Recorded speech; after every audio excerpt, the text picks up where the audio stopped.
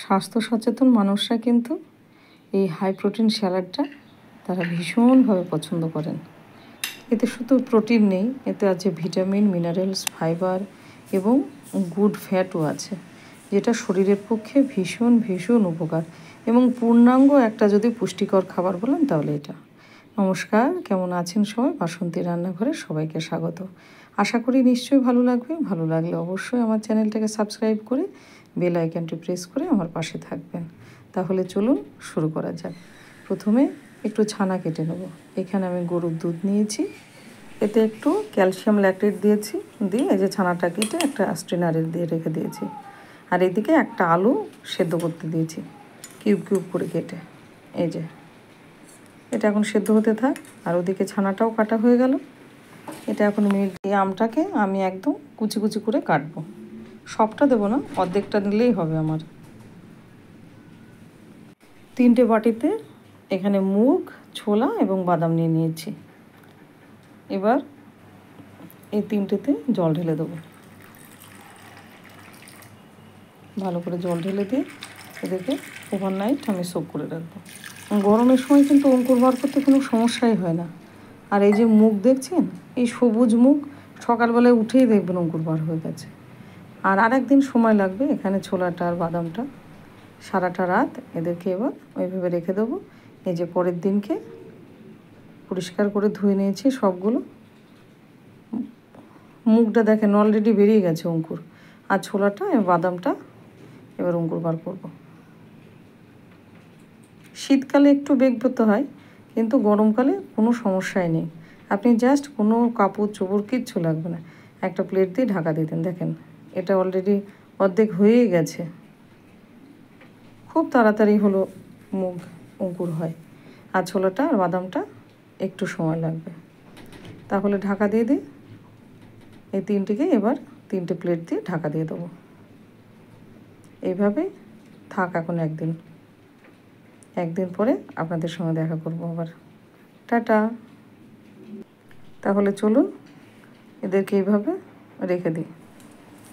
এই যে একদিন পর চলে এসেছি, সব গুছিয়ে গাছিয়ে নিয়ে এবার হাজির করেছি। এবার সরঞ্জামগুলো দেখে নেন, কত কিছু লাগছে। মানে ভীষণ ভীষণ উপকার শরীরের জন্য।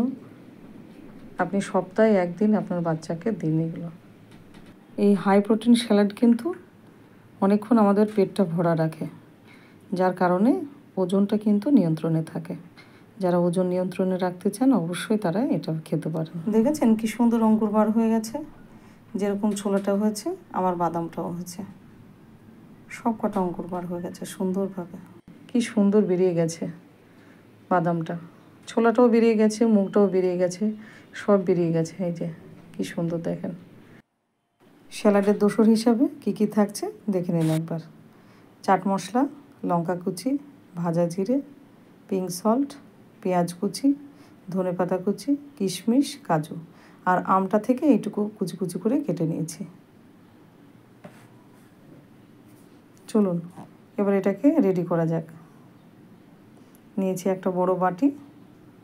দেখেছেন কি সুন্দর অঙ্কুর বার হয়েছে, কত বড় বড় অঙ্কুর বার হয়েছে। ছোলা নিলাম, বাদাম নিলাম,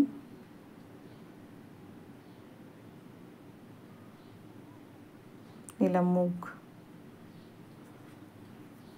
মুগটা নিয়েছি। দেখেন সবগুলো অঙ্কুর বার হয়েছে সুন্দর।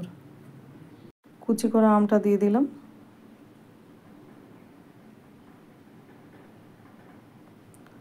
দিলাম শসা, টমেটো কুচি,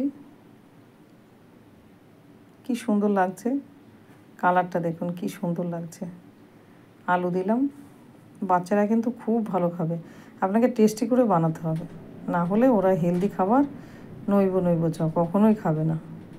পনিরটা দিয়ে দিলাম, ছানাটা, কিশমিশটা দিলাম,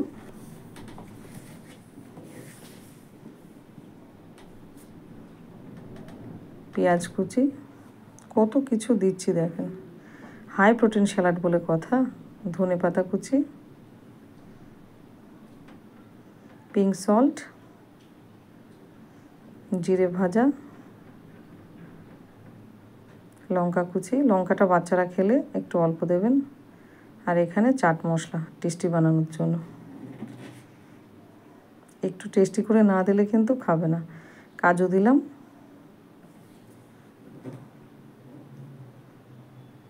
এবারে 2 চামচ নিয়ে ভালো করে মিশিয়ে নেব, যাতে সবগুলো খুব ভালোভাবে একসঙ্গে মিশে যায়, তবে কিন্তু টেস্টি লাগবে। এবারে প্লেটিং করে দিই। একটু ভালো এবং হেলদি খাবার খেতে গেলে একটু কষ্ট করতে হবে এবং বাচ্চাদেরকে মাঝে সাঝে একটু খাওয়াতেই হবে, কিচ্ছু করার নেই। বাচ্চারা যে সময়ে যেসব খাবার অভ্যস্ত হয়ে যাচ্ছে আস্তে আস্তে, তাতে কিন্তু একটা চিন্তার বিষয়। প্লেটিং করে দিলাম, এবার উপর থেকে একটুখানি কাজুটা রেখে দিয়েছিলাম, গার্নিশ করে দিয়েছি। খুব সুন্দর হয়েছিল খেতে, দারুণ দারুণ টেস্টি হয়, ভীষণ। দেখতেই পাচ্ছেন অসম্ভব সুন্দর লাগছে দেখতে, এ দেখেই খেতে ইচ্ছা করবে। ওয়াও, দারুণ লাগছিল, দারুণ। এরকম নতুন নতুন রেসিপি পেতে অবশ্যই চ্যানেলটাকে আমার সাবস্ক্রাইব করুন আর বেল আইকনটা প্রেস করে আমার পাশে থাকুন। আর কেমন লাগলো আপনাদের অবশ্যই কিন্তু কমেন্ট সেকশানে জানাবেন। আর যদি ভালো লেগে থাকে তাহলে একটা লাইক, একটু শেয়ার করে দেবেন। ভালো থাকবেন, সুস্থ থাকবেন, আবার দেখা হবে।